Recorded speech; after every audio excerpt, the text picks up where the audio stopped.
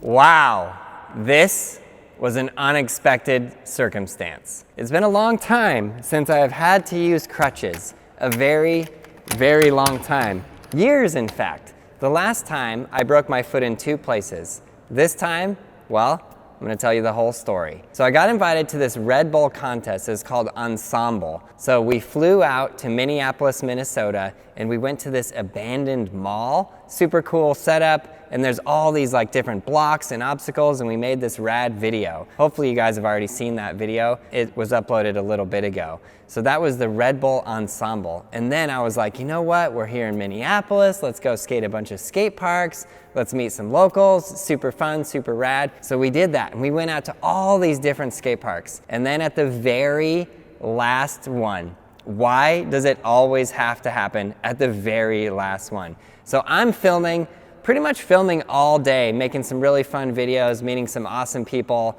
and then we go to the skate park, and I'm like, wow, Aaron, this skate park is sick. It has really good ground. It has this perfect manual pad, and I've just been eyeing this manual pad the whole time we're there. And then I go, that's it. I'm gonna give the camera to Glow.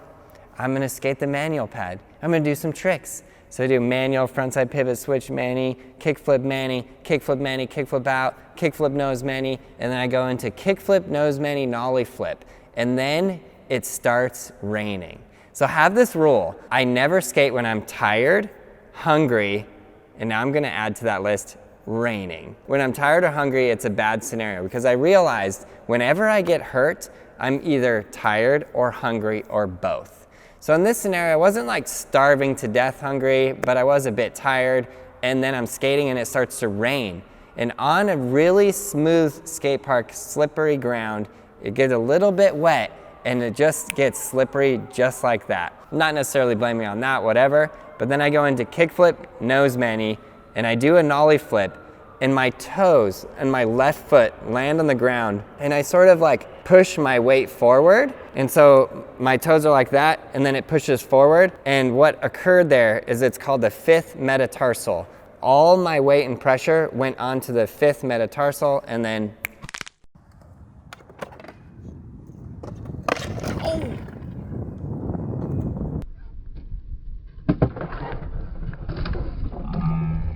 snap. It just broke just like that. And I thought, I fell, and then I held my foot in my hands, and I was like, oh, that was bad. But I thought, I'm not gonna be able to skate for 2 days. This is a rough scenario. I really wanna skate, and I can't. So I leave my shoe on. It's important when you get hurt, leave your shoe on. Well, actually, anything that I say in this video is not medical advice because I'm not a doctor.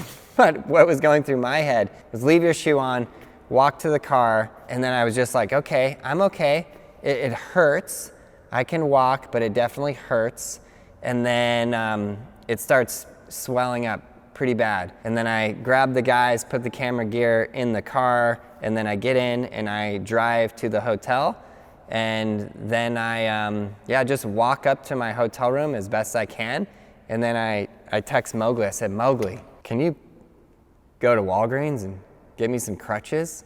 Like, I don't think I'm gonna be able to walk. And then I kick my foot up. So whenever you get injured, again, I'm not a medical doctor, this is not medical advice, but what they say is RICE.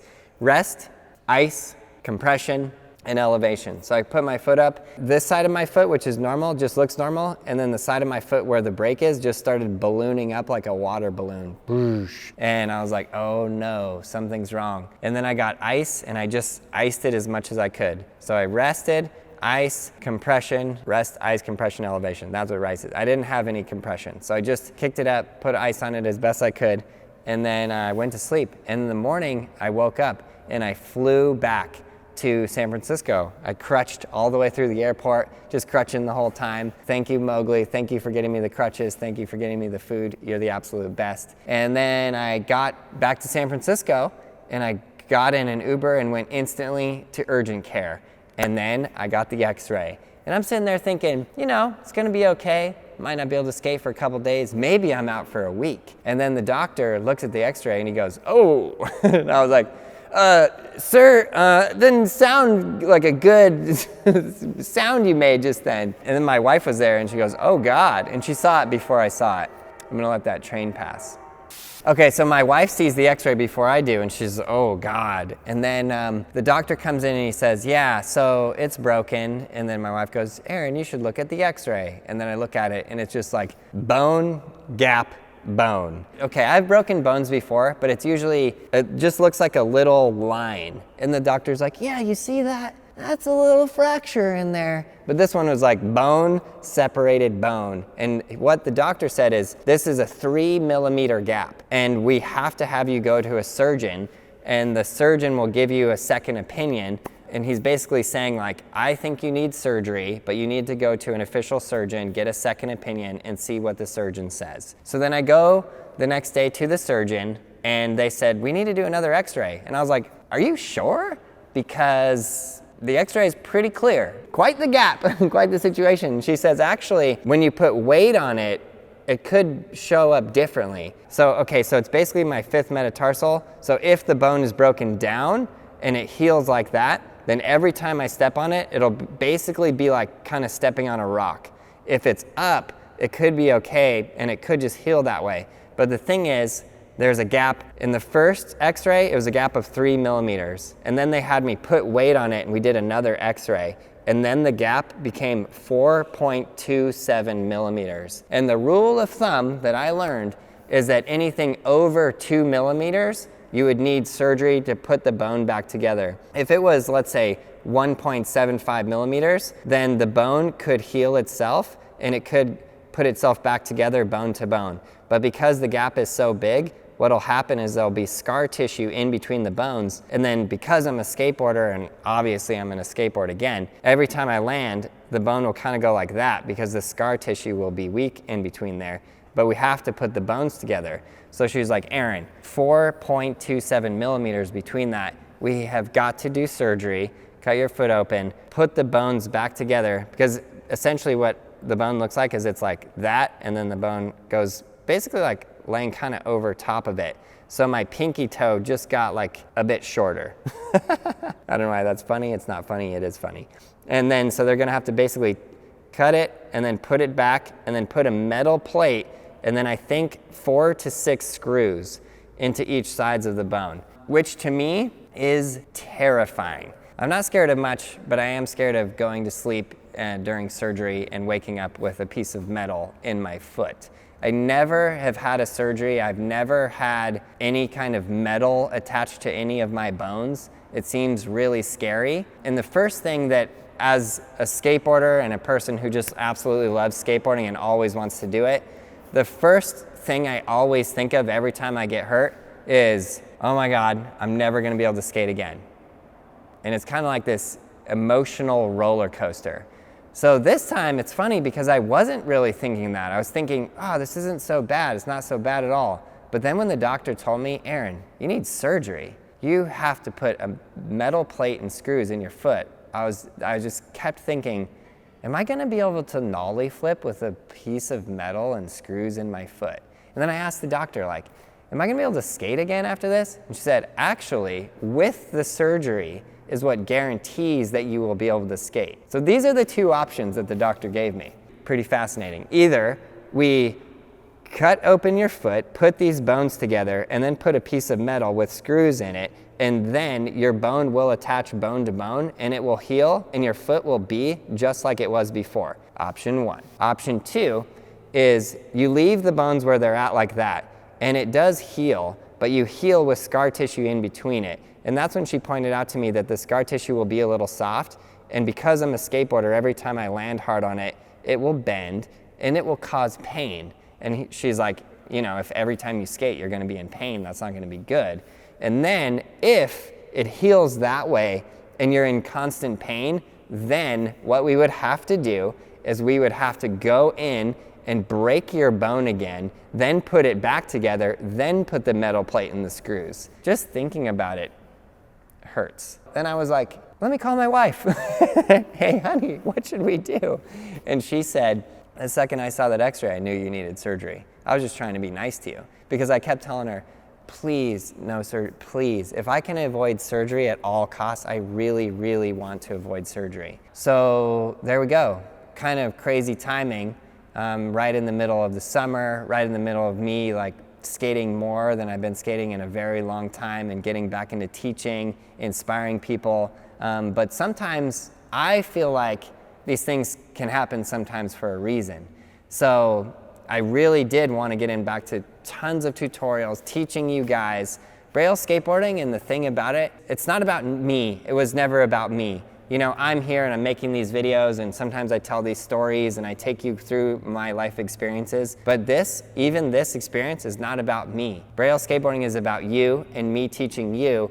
And this, you know, no pun intended, will give me a little break to make some tutorial videos. And I don't need to be able to even necessarily like skateboard myself to make tutorial videos. I have tons of footage. I already filmed slow-mo shots of every single practice step of all of the basic tricks, but I can do more advanced tricks too. I can do all kinds of stuff. I can do skate supports, which is the mission. The whole purpose of Braille skateboarding is to grow skateboarding all over the world. So I do have some videos that I've been working on already for several weeks, where I'm interviewing people that have started groups in different countries.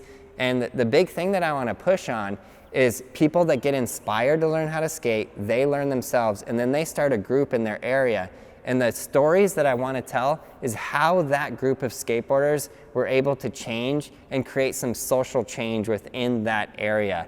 I have some really cool videos. I have some really cool stories coming up. You're going to be thinking like, oh, Aaron broke his foot, he's not going to be making any more videos, this is the death of Braille skateboarding. Absolutely not. Every end is a new beginning. And we are going to be making videos. I'm going to be going hard. I'm going to be making tons of tutorial videos, and I'll be making videos for you guys.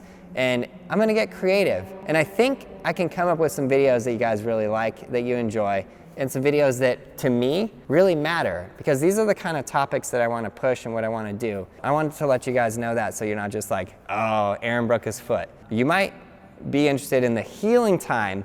So I get surgery on Monday, June 10th, Monday. When this video goes up, I'm not totally sure, probably long after I've already gotten the surgery, but I'll make a video series kind of going on my road to recovery and taking you guys through the process. I think it's good to understand that injuries do happen. They are not the end all. It does not end your skateboarding career. You know, I've been skateboarding for many, many, many years, and I'll continue skateboarding for many, many, many years. And you know, even on this, you can't say like, well, you were skating out of your boundaries. And I've done kickflip, nose manny, nollie flip out 1,000 times. It was nothing that was like difficult for me or whatever. The one thing I could say is, it started raining, got slippery, and I should have stopped. I actually should have stopped. So you guys should be safe out there. Wear your protective gear, wear your protective equipment. But even with that, when life gives you lemons, make lemonade.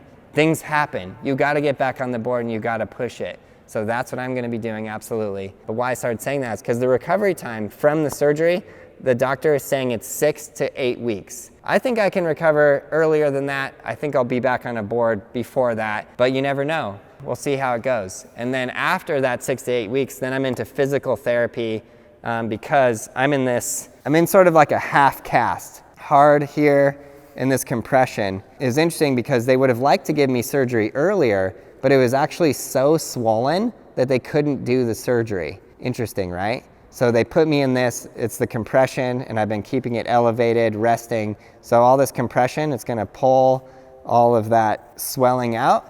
And then Monday morning, 5:30 a.m., I'm gonna be in the hospital. And then I'm going to be put out, knocked to sleep, and then when I wake up, I'm gonna have a piece of metal with screws into my bone. And they said, Aaron, this is gonna hurt a lot. I said, what are you talking about?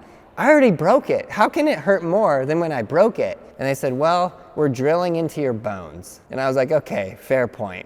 You win, doctor. I will do the surgery and you will drill into my bones and it will hurt a lot. But yeah, I want you guys to know skateboarding is fun. We're here for you. We got you. We're gonna teach you.